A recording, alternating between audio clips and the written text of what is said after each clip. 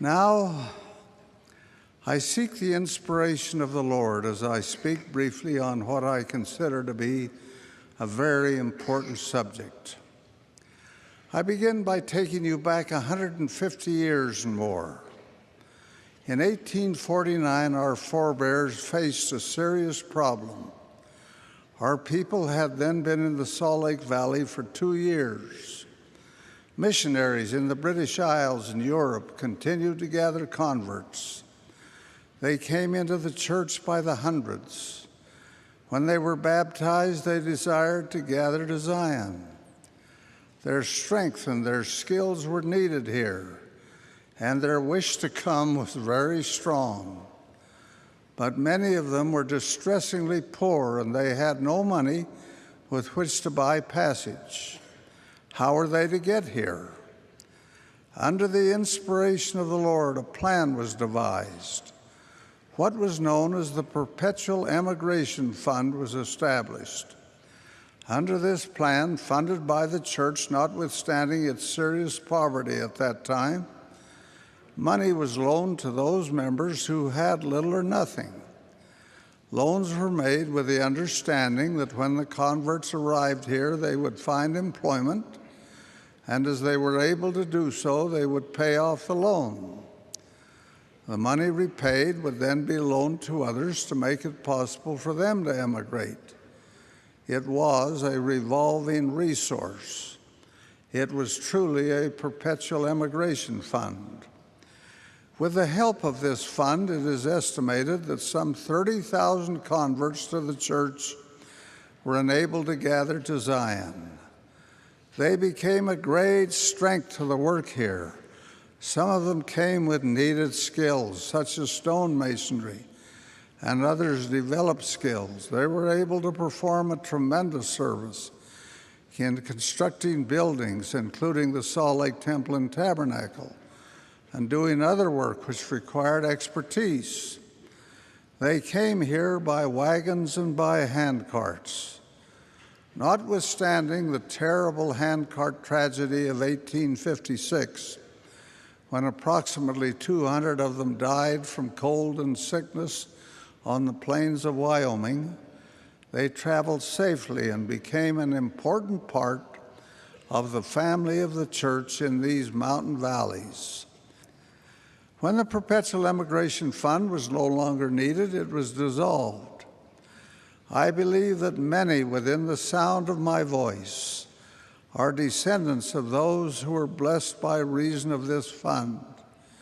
You are today prosperous and secure because of what was done for your forebears. Now, my brethren, we face another problem in the church.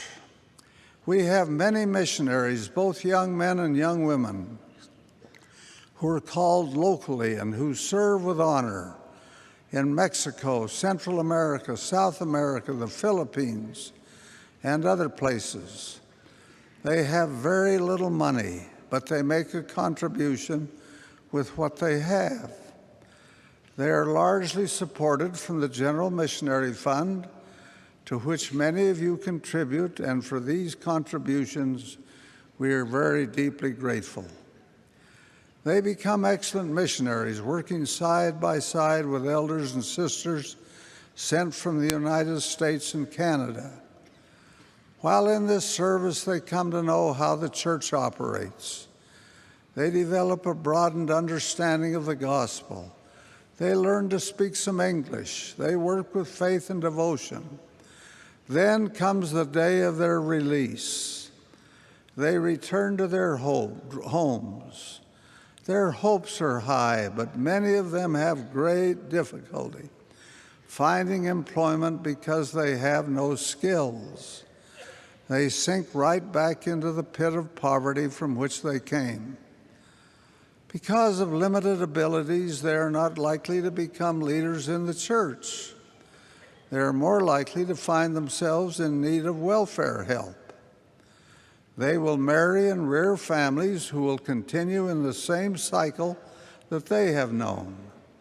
Their future is bleak indeed. There are some others who have not gone on missions who find themselves in similar circumstances in development of skills to lift them from the ranks of the poor. In an effort to remedy this situation, we propose a plan which we believe is inspired by the Lord. The church is establishing a fund, largely from the contributions of faithful Latter-day Saints who have and will contribute for this purpose. We are deeply grateful to them, based on similar principles to those underlying the Perpetual Immigration Fund. We shall call it the Perpetual Education Fund.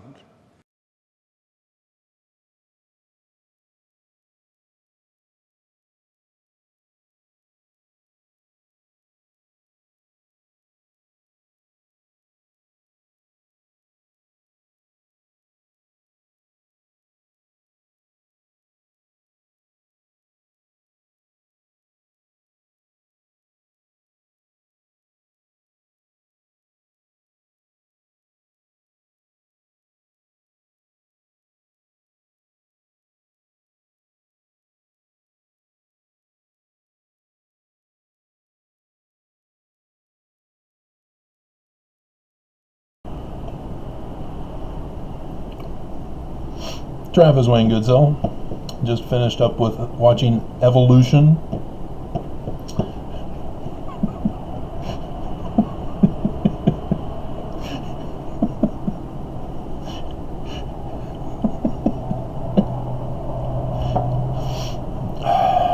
It's got the two favorite things in my life, volleyball and firefighting. Who are you gonna call when the end of the world burning is upon you? A firefighter. Latter-day firefighter.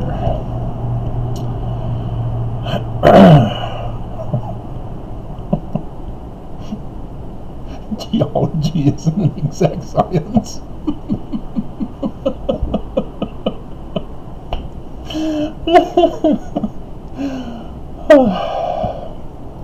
7-Up guy is hilarious.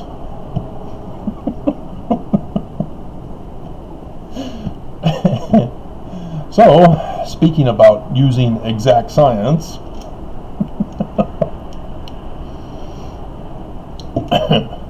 on church history, we've got a bombshell video for you today that I waited until after the movie. If you recall, I've been telling you about the Edmunds-Tucker Act. Well, the Edmunds-Tucker Act, I've been telling you, was not just for polygamy. That was the Edmunds Act. And they still wouldn't stop. So the Edmunds-Tucker Act. But the Edmunds-Tucker Act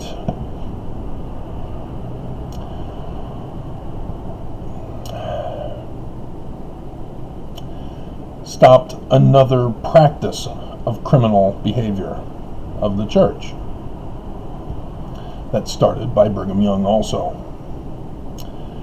And that practice had to do with the tithing yard, in which immigrants, Mormon converts from Europe, came to Utah. And if you remember, I've been tying it all together.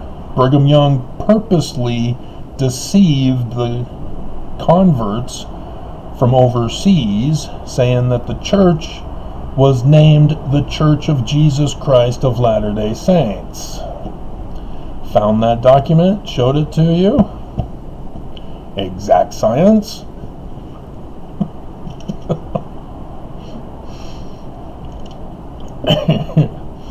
And he had intended to murder Joseph Smith by that point and take it over and have the converts from Europe join so that they would know which church to be a part of. Brigham's. And so I what happened is that Brigham overthrew the church, murdered Joseph, Willard Richards, and John Taylor, kidnapped and sex trafficked the women in polygamy out of the state, out of the country, into Mexico territory, conquered the natives, and established the Kingdom of Deseret in the days of 47. In 1848, the United States came in. It was now American territory. It was designated Utah territory, expanded beyond Utah state borders. And so in 1849, the very next year, and I've been telling you this process, he wants to overthrow the United States of America. That's why they infiltrated Joseph's organization, to overthrow it, because the Smiths were a part of exposing that plot to take over America. And the Book of Mormon warns of this. And it's encoded in story form. And so Brigham Young now has to deal with the United States. Sent a terrorist threat letter, they sent in the army. But what he tried to do with polygamy was to have lots of babies born who would be subject to him as the conquering president of the church, and thus raise an army to go up against America as they would emerge from within the United States. They would populate, branch out, get into government offices, take over the government. That was the original plan. The conflict, in order to get Joseph murdered, resulted in the extermination order by Governor Boggs. And so staying in the United States was no longer going to be an option. Brigham Young burned that bridge. And so out west they go to establish a new land, and then keep polygamy going to raise up the army, and then be a nation to go up against the nation of the United States in the future. Polygamy being the catalyst for the increased population at a rapid rate. And so 1851, Brigham Young made it official. But in 1849, he needed to get more people to take over in Utah to build the capital city of Salt Lake at Temple Square. And so he was calling for converts to come to Zion, and even if they were poor, many of them were poor. It takes money to charter a boat to come to America. You pretty much have to sell everything, and you start with nothing in America. That's the conditions of many immigrants.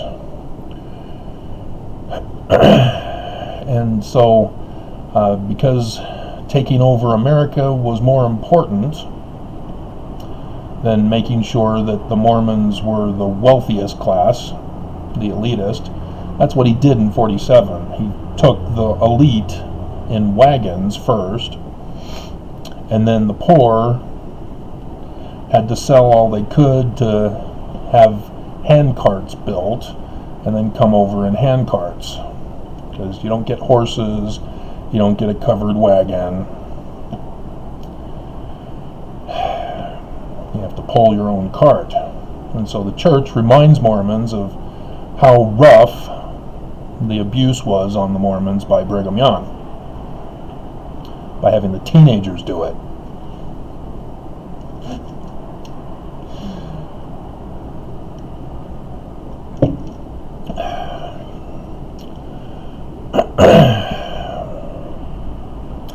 And so Brigham Young created a financial scam to get the converts from Europe here to Salt Lake City. And he titled it Perpetual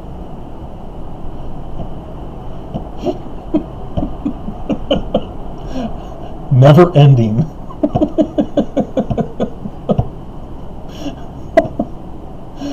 Immigration Fund.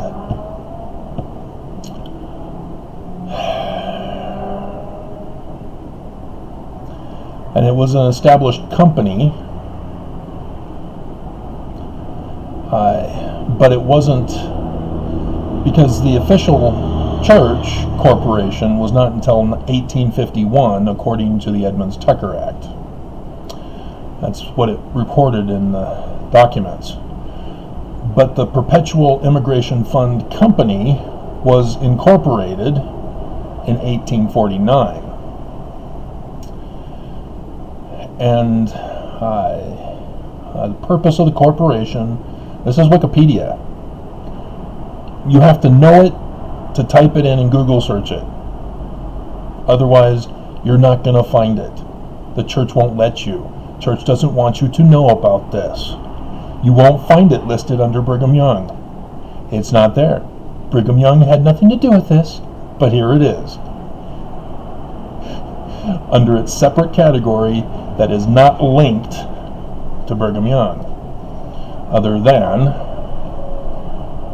it doesn't. Huh. Yeah, it doesn't even say Brigham Young here. Brigham Young has nothing to do with this in his Wikipedia page, and this has nothing to do with, oh dear God. So you have to know what was going on in 1849. The purpose of the corporation was to provide economic assistance to more than 30,000 individuals who sought to immigrate to the Salt Lake Valley and surrounding regions. Not surrounding regions yet. That was after Brigham Young sent the terrorist threat letter to America and they sent the army in. He had to come up with another plan. But the first plan was to enforce the capital of Salt Lake. That's what you do as an authoritarian leader. You stack the deck in your favor.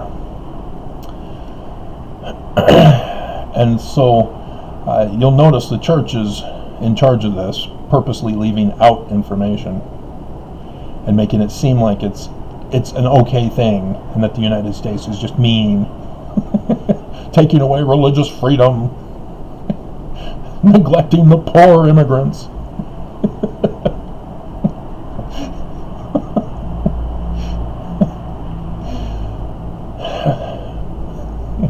But the corporation had to receive money.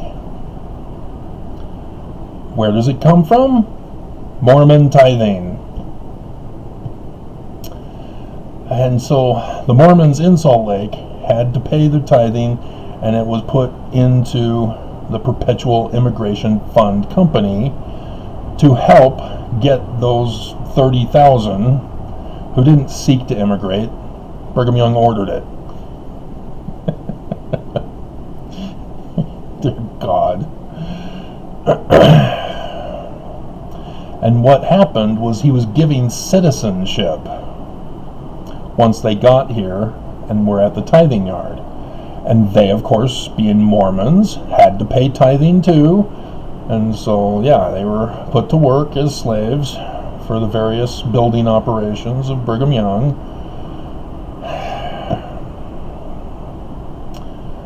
And, yeah. And so the PEF used both church assets and private contributions, yeah, to aid impoverished converts. It wasn't about being poor at this time.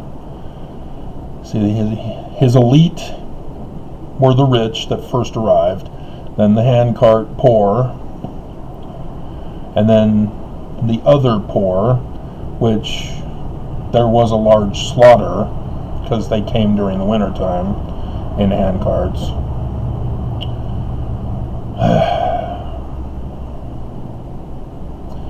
To the LDS faith when they moved west. Yeah, no. So they're purposely leaving out information, and it shows the Edmunds-Tucker Act. They don't cover that part up here. So if you don't believe it's in here, it's in here. But they purposely are trying to brainwash you first and then throw in the Edmunds-Tucker Act, which if you understood that first, what they did was a crime. As funds were limited, really, converts seeking aid were ranked by their useful skills. Ta-da! See? For building projects. How did I know?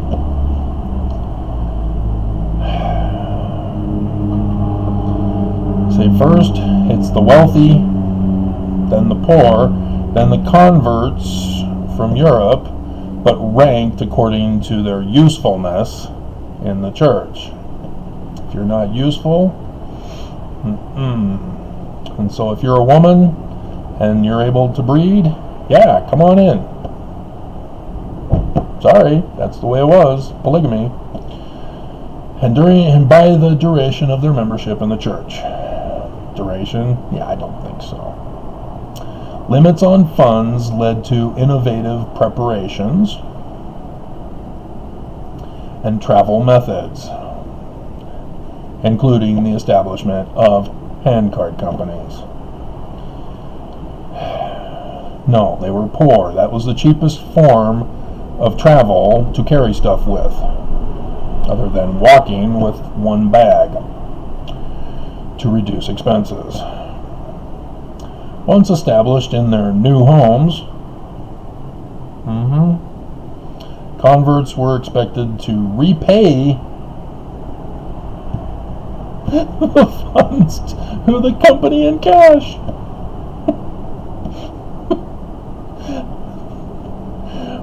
It's a scam. Do you see that?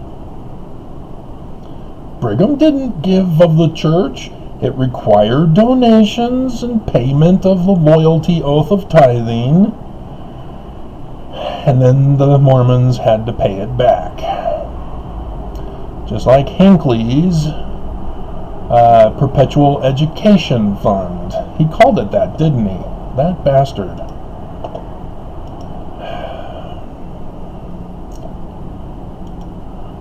Let me verify.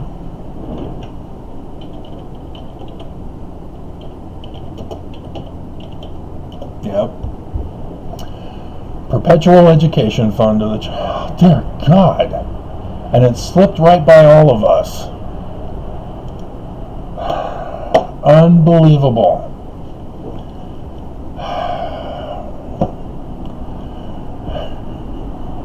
Great Google mogul. As he sees the dragon creatures coming out of the caves. Dear God.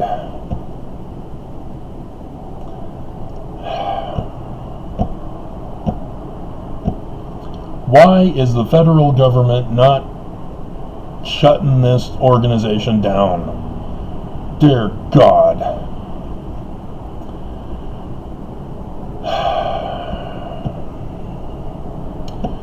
And so cash, commodities, or labor with minor interest so others could receive help. Yep. Oh my God. Saying the Perpetual Education Fund is worse because the Nelson has exposed the process for any sources of income from any different source that the church has. And so the Perpetual Education Fund required donations. Church isn't going to do it. They're not going to fund it. Donations funded it. They then give 10% to an LLC company to invest and hoard, as the whistleblower informed us, for tithing. And then they allow the members in the third world countries to get an education, and then they have to pay it back with minor interest, which then gets put into an investment perpetually. What a scam. Dear God. And he pulled this stunt when it was shut down as a criminal operation in the beginning. And now they're getting away with it. Oh my God. See, I told you, bombshell. In 1887, here it is, during a period of disenfranchisement,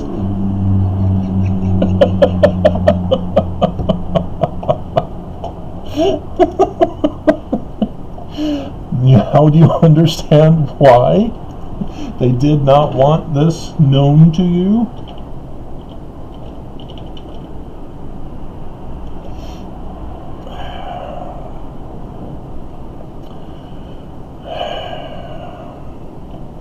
So to disenfranchise, according to the Google definition dictionary, is to deprive someone of the right to vote. Deprive someone of a right or privilege.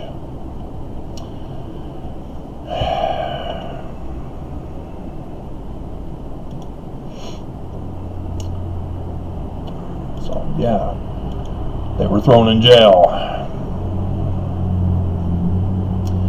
They lost their right to establish citizenship for these immigrants because they were not following Congress. Congress sets up the rules for immigration, not the church. And they were using this scam company to do so. But like I said, in 1851, church was incorporated, not just this company. And so the 1887 shut down the church. But they're leaving that part out.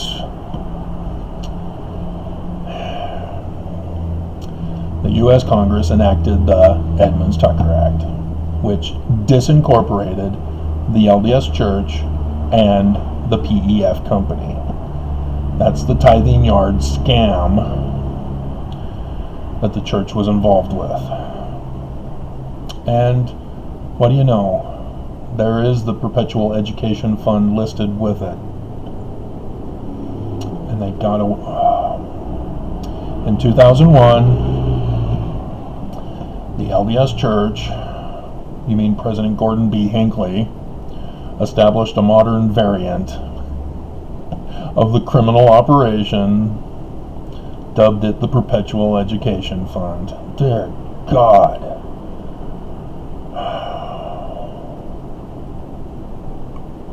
They just are trying to restore everything Brigham Young. This new fund helps church members in mostly third world countries gain an education. The sad thing is if they were to come to America, a doctor degree for a medical doctor outside of the United States in a third world country, it doesn't qualify you in America to be a medical doctor, let alone any level of nursing or anything like that. You have to retake all the education for a medical doctor in the United States. Gabriel, I shared an apartment with him in downtown Salt Lake right after Stephanie left me abandoned me, fled the country.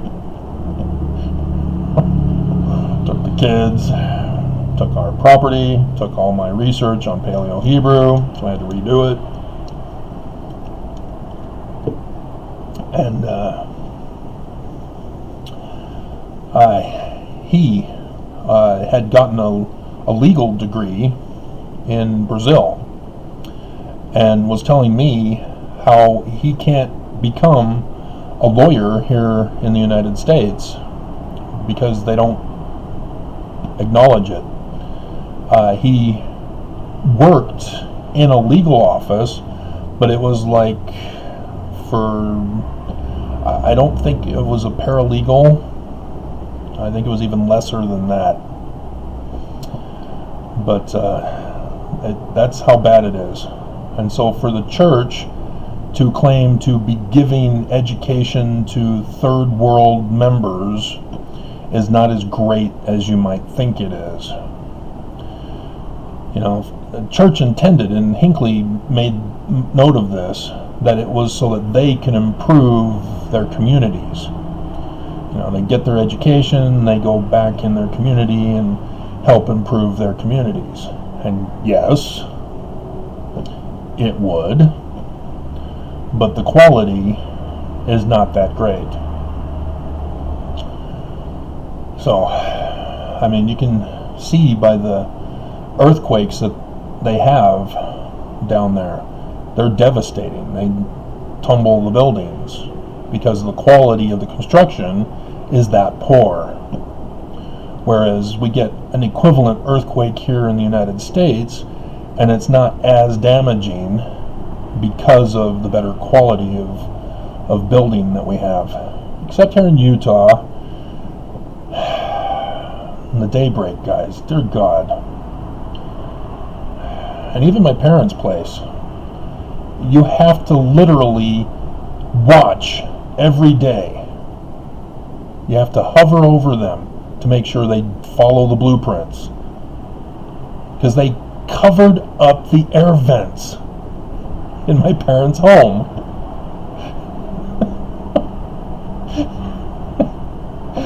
And then daybreak, oh my God, it's like they didn't even bother to solidify the ground first. And so the settling that was involved, it's not normal settling. They didn't even bother to tamp it out. Dear God. So lots of problems emerged soon after people started moving in. And of course they were the rich, because those were the richest homes in the valley. And so you don't mess with the rich. They'll come back to bite you. But I remember the construction worker saying, "It's not our fault, it's settling. It's natural. It happens."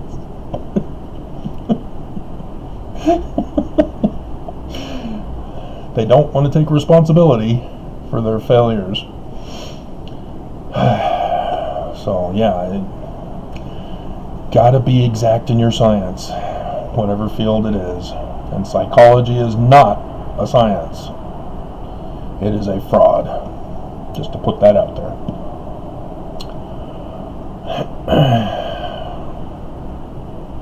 Now, minor interest so others can receive help. God. Planet of the Apes. God damn you all to hell.